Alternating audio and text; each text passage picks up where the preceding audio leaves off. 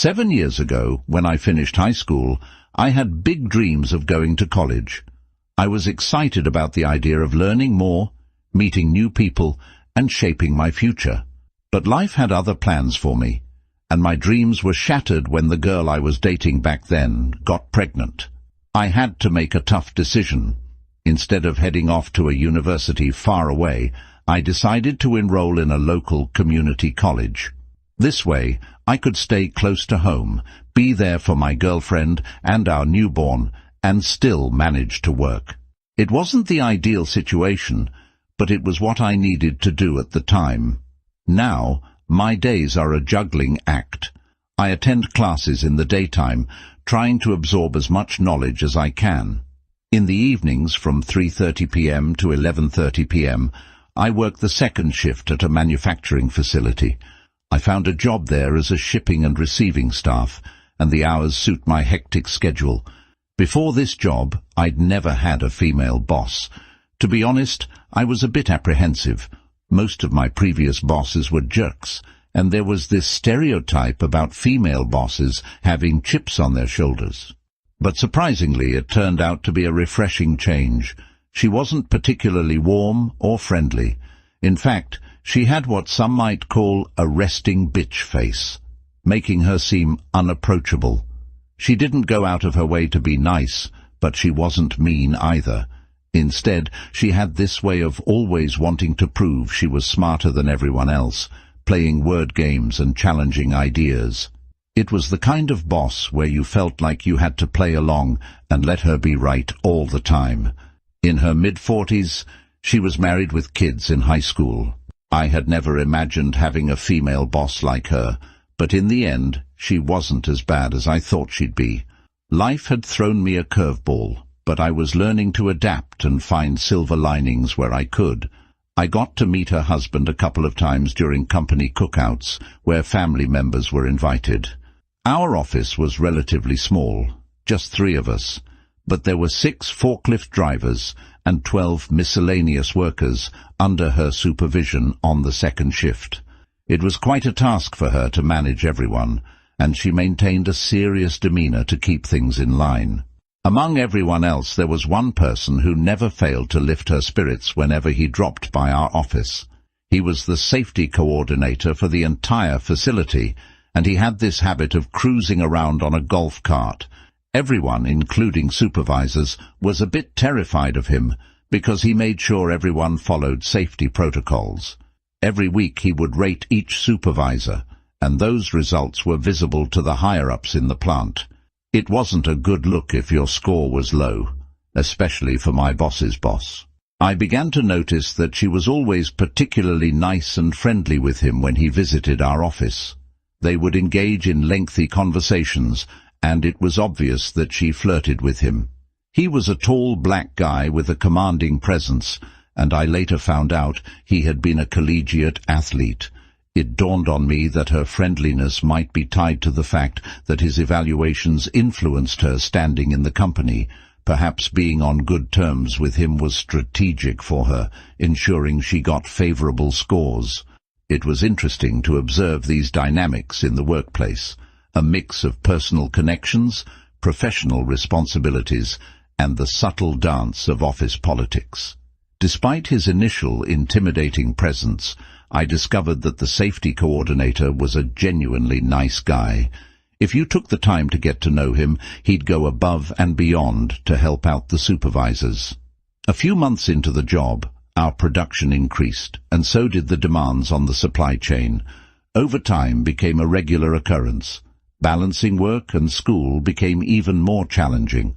I couldn't commit to overtime from Monday to Thursday due to my classes, but Fridays were fair game. One particular Friday, we found ourselves working late into the night. It was just me and my boss, and the clock struck 2 a.m. Eager to get home and see my family, I bolted out of the office, telling my boss I'd see her on Monday. As I hurriedly made my way home, the realization hit me. I had left my phone at the office. Almost reaching home, I made a U-turn and headed back to work. The need to turn around was a minor inconvenience compared to the prospect of being without my phone, especially when I was rushing to reunite with my family. When I arrived back at the office, I rushed in, assuming nobody was around since the lights were off and the door was always open. My boss's office was at the far end, the only cubicle in the room for some privacy. It usually had a neatly organized large desk with shelves and documents. However, what I walked into was a complete mess. Papers were scattered all over the floor, and my boss was struggling to get off her table, only half-clothed, while the safety coordinator was hastily pulling up his pants. In an attempt to diffuse the awkwardness, he cracked a joke, showing he had no idea how to verbally de-escalate the situation. I stood there, shocked and surprised by the unexpected scene. My boss, clearly embarrassed, hurriedly retreated into her cubicle, and I fled the scene as quickly as I had entered.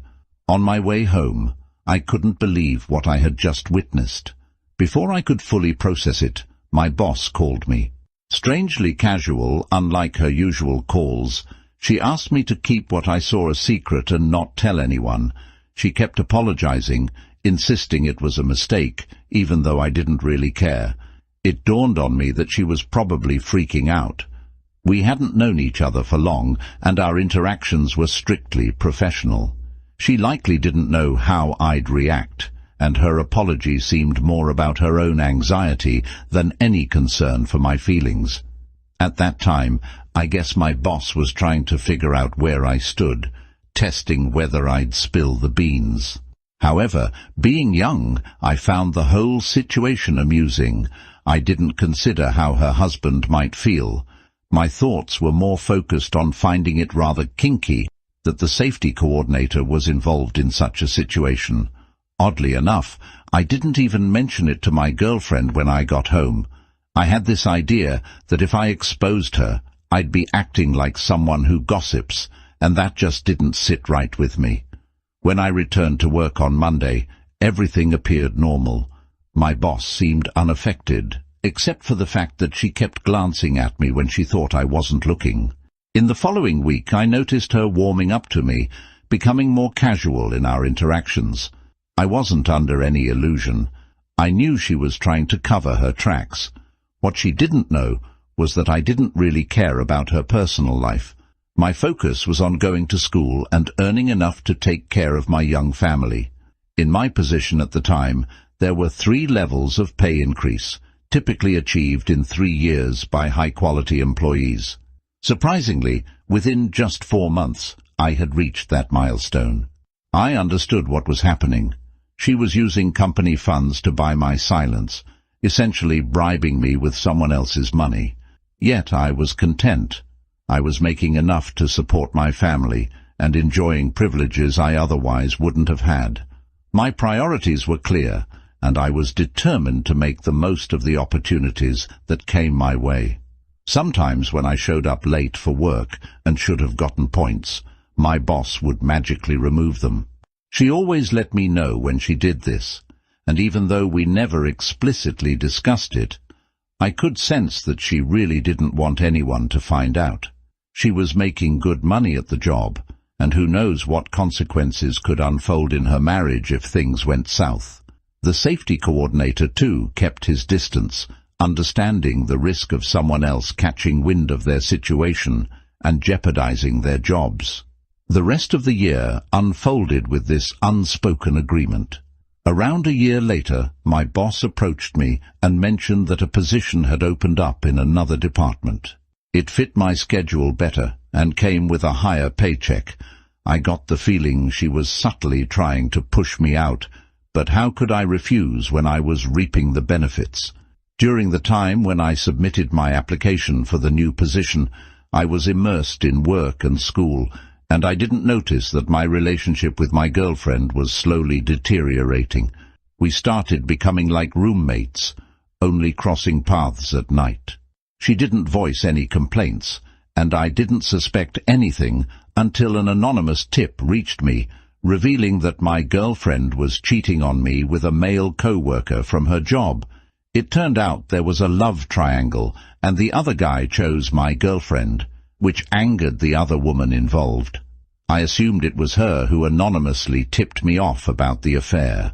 When I found out, I was heartbroken and needed some time away from work and school. The sacrifices I was making, I believed, were for the sake of my family. To make matters worse, when I confronted my girlfriend, she seemed lost in the fog of her affair, uncertain about whom she wanted to be with. Realizing she wasn't remorseful and was contemplating staying with the other guy, I reached a breaking point and decided to kick her out of the house. The next day, she came to pick up her things and our son. She told me she was moving in with the other guy. I didn't try to stop her, knowing that our 2-year-old son needed her more than me. We were young, and decisions were made abruptly. One moment I was working hard, going to school, and caring for my family. The next, my girlfriend was gone with our son, living with another man. I was left in an empty apartment with no motivation to continue my education. During that tumultuous period, I kept pondering the reasons for this sudden upheaval. Back then, in my youth, I strongly believed in karma. Instead of considering the possibility that my long hours at work and school had created a physical and emotional distance between me and her, I concluded that it was because I was keeping secrets for my boss. After the dust settled, one thing gnawed at me, making me feel like if I didn't expose my boss, it would haunt me for life.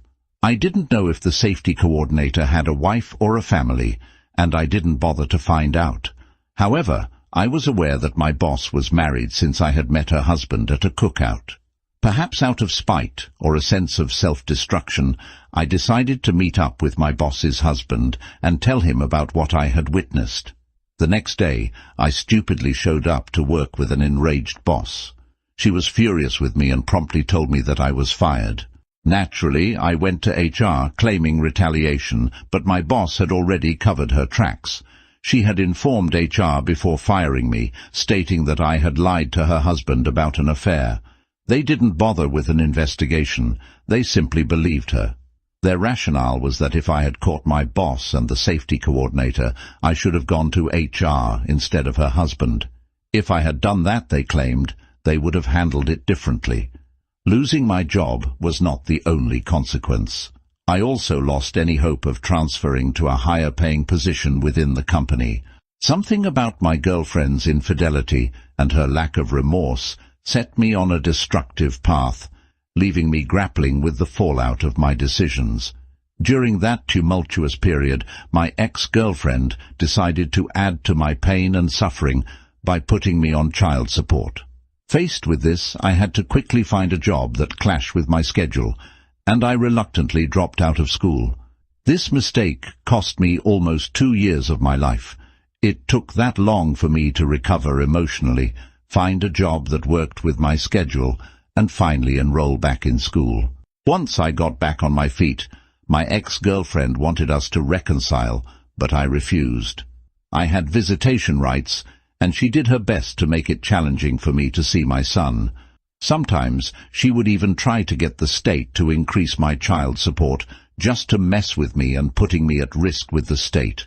It was a tough period, but I managed to finish my education and find a better job. As for my former boss, I learned that she and her husband eventually got divorced. I'm not sure if it was related to the infidelity. Do I regret my actions? Well, I try not to see it that way. Even now, I'm not sure how I could have handled the situation differently without facing some kind of fallout. My perspective is that everything happens for a reason, and I gained valuable life lessons from that experience that will shape